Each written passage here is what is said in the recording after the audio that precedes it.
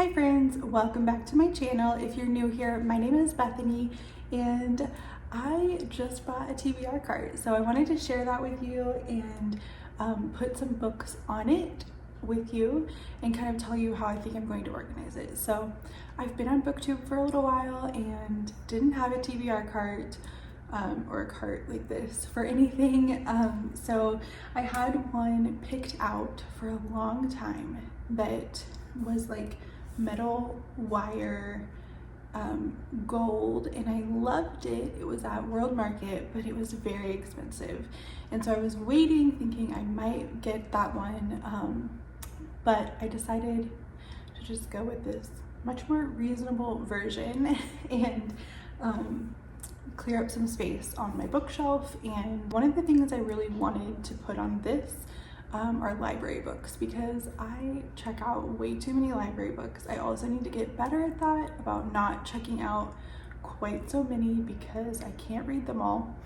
But I like to have them around because I'm not sure exactly when I'll read them. So I end up usually having a large amount of library books checked out. So yeah, we're gonna go through that. I actually have those in the middle for right now, and then on the bottom I just have some of the current homeschool books that we have going on, and they're bigger, so they had to lay down.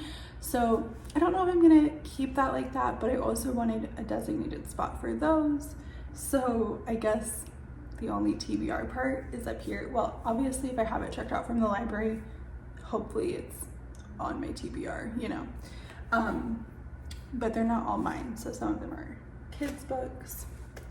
So we'll get into that, but first we're going to talk about the top shelf, which are my priorities basically for the summer or for the year. So I'm going to kind of tell you how I chose the books to go up there. Alright, so I just rewatched my video talking about the 12 books that I'd like to read in 2024, and I was so happy because I've actually read, let's see, how many do I have left? Let's do some math. Okay, so I only have 5 left. So I've read 7 of those books already, and I was so excited about that. I'm like so proud of myself for actually, you know, working towards that. So I have 5 books left from that list of 12 books that I'd like to read this year. So I'm going to put those up here first. So Love and the Silver Lining is the second book in Tamiel Gray's State of Grace series. This is a Christian romance, so that is one of my books that I'd like to read in 2024. Another one has been on a TBR but didn't actually get read, and that is T.I. Indigo Isle. This is Christian contemporary, I think. It actually is, I believe, romance as well. Okay, the next one is Appalachian Song by Michelle Shockley. This is Christian historical, I think. Family, I'm not sure, but it looks really good, and this is one of the books I'd like to read in 2024. Okay, next is Tacos for Two by Betsy St. Amant. This is on my list of 12 books that I want to read in 2024. It's a Christian romance, contemporary. And the last one that I have on my list for books I want to read in 2024 is Only the Beautiful by Susan Meisner. I love Susan Meisner, and this came out last year, and I bought it pretty quickly after it came out, but I haven't read it yet. I don't know why, so it's on my list for 2024. All right, next I'm going to put on basically like most of the books that I talked about in my pile of possibilities for June, because these are the ones I still haven't read yet, which is gonna look like a lot, but I had a pretty big pile of possibilities. And I also picked up some that weren't on that list. So I'm gonna go ahead and just add those to the top for now. I might move them around in July when I pick a July TBR. I'm not exactly sure how I'm gonna use this yet, so I'm trying to figure it out, but I wanted the top. There's something in my hair. What is that? So I wanted the top to be like books I want to read soon, or kind of like my high priority TBR. So that's why I started with those, and then wanted to put the books like that were on my pile of possibilities for June. So I have One Thing I Know by Kara Isaac. So this was in my June TBR video. What Happens Next by Chrissie and Suzanne Nelson. This is Christian mystery, I would say. Yeah, I don't know how to explain her genre. Like, I don't really know how this is explained like on Goodreads, but that's what I'm thinking it is. Okay, For a Lifetime by Gabriel Meyer. Hopefully I will read this. This is the third book of the series. I just read the second one last month and really liked it. I want to read this, but I'm also just nervous about the emotional roller coaster it's going to take me on, and how once I read this, the books after that might be difficult. So I really would like to get to that this month though. Okay. The All-American by Susie Finkbeiner. This is Christian historical fiction. I really want to get to this one. Where the Road Bends by Rachel Fordham. This one I am planning on buddy reading with Keisha at the end of June, so this should get read this month. And then Cherished by Kim Cash Tate. This is also on my pile of possibilities for June, so this is a Christian contemporary. So, okay, and then because I had a little space left, I decided to grab two books that I just feel are very summery that I would love to get to this summer. So those are The Best Summer of Our Lives by Rachel Hawk. This is a Christian, I think maybe a romance or friendship story, and it's historical as far as the events happened in the past, but not like the distant past. So I think it's like maybe the 70s and then the 90s, I believe, is the two timelines we're between. And then the last one is All That Fills Us by Autumn Little.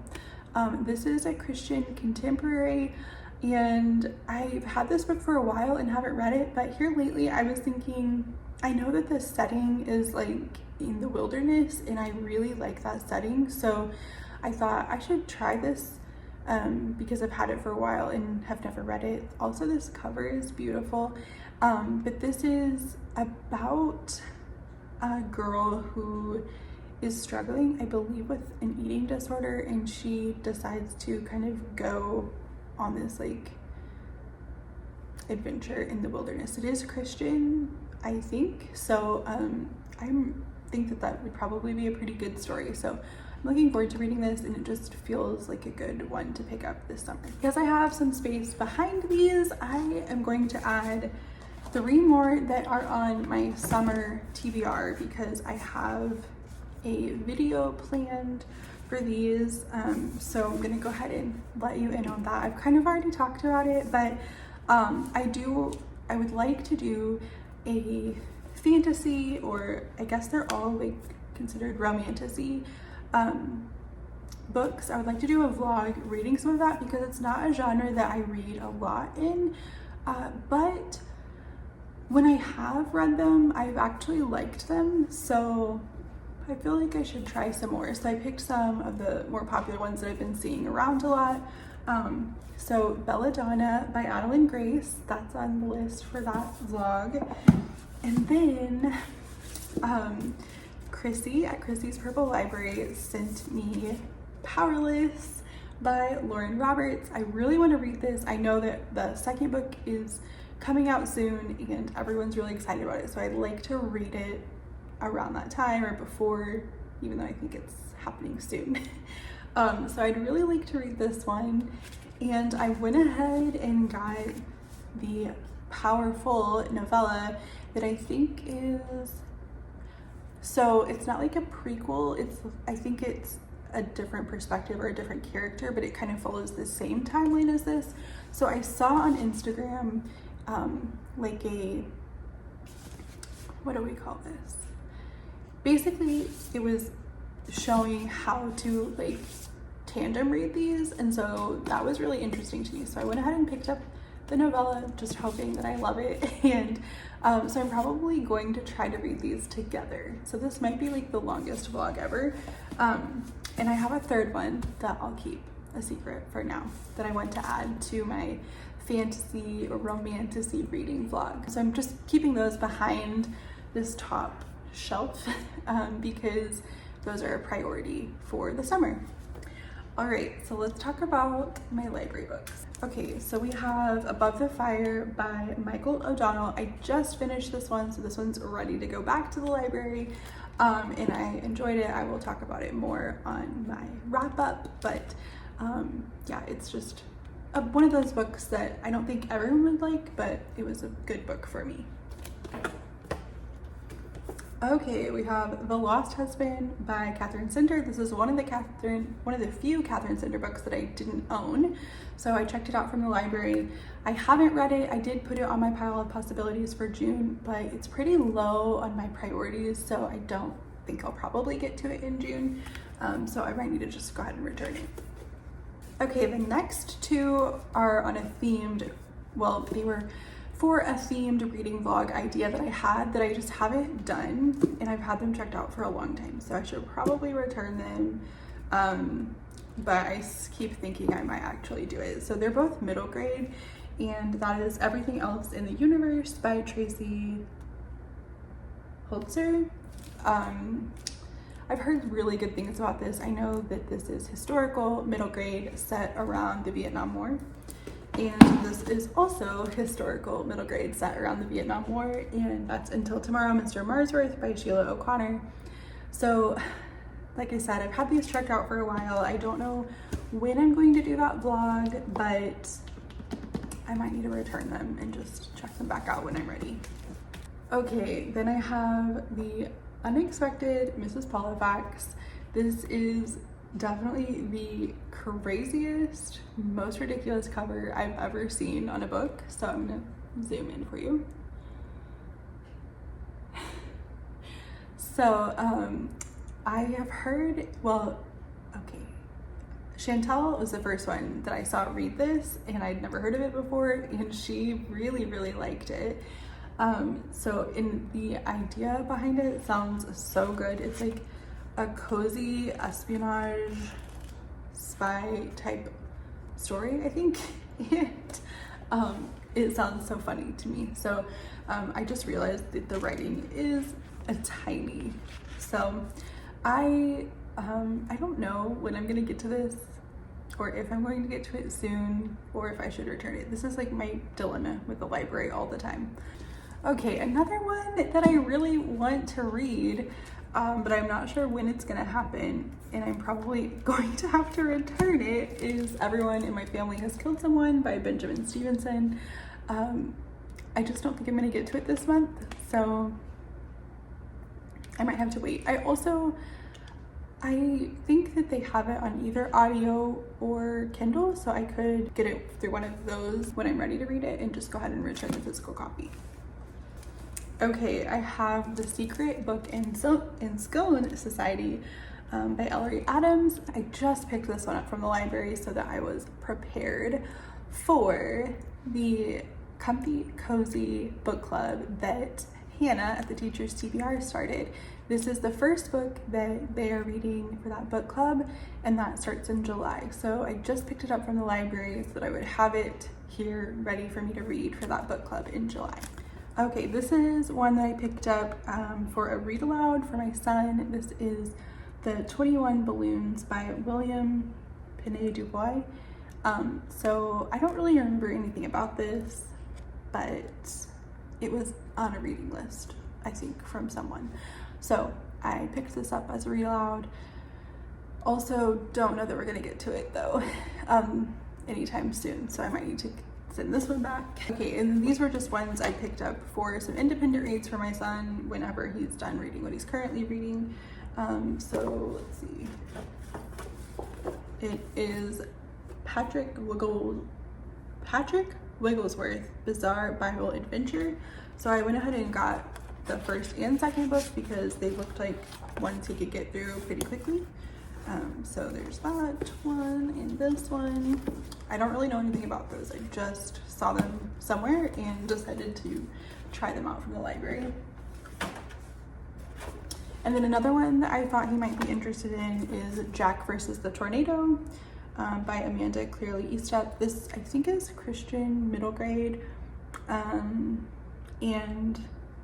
it looked good, so I thought he might be interested in that. So I picked that up as a possibility for him. Okay, so that's my library section. Obviously, I need to go and return some since I'm not reading them. And then on this bottom section, this is just kind of what we currently have going for homeschool.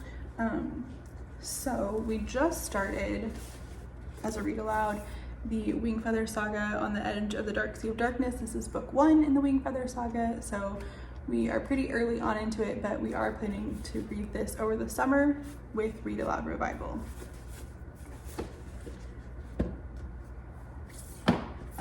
This is part of our history curriculum that I just want to read some through the summer. I didn't get to go through this as much as I would have liked to during the school year, and so I just want to kind of add that in for our summer. We're trying to take an easy, slow summer as far as schooling goes. We actually haven't really been doing much, but I wanted to kind of just do a lot of reading and less like book work, I guess, in the summer. Oh, I didn't say what this is. This is American Pioneers and Patriots. This is by Christian Liberty Press. So I don't actually use a history curriculum specifically, but I tried to look at like some book lists and some curriculum that are really like book centered and what they use in that curriculum. And so this is one of the books, and it did come with like tests, and it's kind of like a textbook style. There's review questions and things in it, so that's what we've used this year. Okay, this isn't necessarily anything specific that we're doing for homeschool. It's just the newest book that I bought, and this is Because Barbara. This is a new release by Sarah Mackenzie in Waxwing Books, which I just really love Sarah Mackenzie and all that she does as far as Read Aloud Revival, Waxwing Books. So this just came last week, and it is a picture book biography about Barbara Cooney, and I'm really excited about that. Barbara Cooney is an author illustrator who has a lot of good popular picture books, so that's what this is. Okay, then we also have our big book of fairy tales. This is also for Read Aloud Revival for the summer. We're going to be reading some of the fairy tales in this throughout the summer, and this is such a big and beautiful book with beautiful illustrations, so I'm keeping that down there just so it's easy to get to. Okay, the next two are actually also library books, but they're too big to fit on this middle shelf. So that is The 4th of July Story by Alice Dalglish. And obviously we're getting close to the 4th of July, so I just picked this up to kind of go over for that. And then I didn't really pick this up for the 4th of July, but I don't remember where I saw this, but this is Land of Hope, An Invitation to the Great American Story by Wilfred M. McClay. This is not a children's book. It is like, it's like a lot. So I picked this up from the library for myself and then got it and was very overwhelmed by all of what was in it. So I don't remember where I saw it, but this author, I believe, currently is like a director at the University of Oklahoma. I live in Oklahoma. That's not exactly why I picked it up though. Just the description of this book. So I don't know how to explain it, but let me see if I should read some of this. So, okay, I'm just gonna read some. Too long, we've lacked a compact, inexpensive, authoritative, and compulsively readable book that offers American readers a clear, informative, and inspiring narrative account of their country. Such a fresh retelling of the American story is especially needed today to shape and deepen young Americans' sense of the land they inhabit, help them to understand its roots, and share in its memories, all the while equipping them for the privileges and responsibilities of citizenship in American society. The existing texts simply fail to tell that story with energy and conviction. Too often they reflect a fragmented outlook that fails to convey to American readers the grand trajectory of their own history. This state of affairs cannot continue for long without producing serious consequences. A great nation needs and deserves a great and coherent narrative as an expression of its own self-understanding and its aspirations, and it needs to be able to convey that narrative to its young effectively. Of course, it goes without saying that such a narrative cannot be a fairy tale of the past. It will not be convincing if it is not truthful. But as Land of Hope brilliantly shows, there is no contradiction between a truthful account of the American past and an inspiring one. Readers of Land of Hope will find both in its pages. So that last sentence is really what made me want to pick this up and read it, especially, since I'm educating my child. I just felt like I needed something like this for myself. Okay, so there's my book cart. That's how I'm using it for now. I'm sure things are going to change, but I just wanted to kind of make a video since it's a new thing for me and was exciting. So yeah, if you have a book cart, which I think I'm the last person to get one, how do you use it and what do you put on it? And yeah, thank you so much for being here and watching this video, and I will talk to you soon.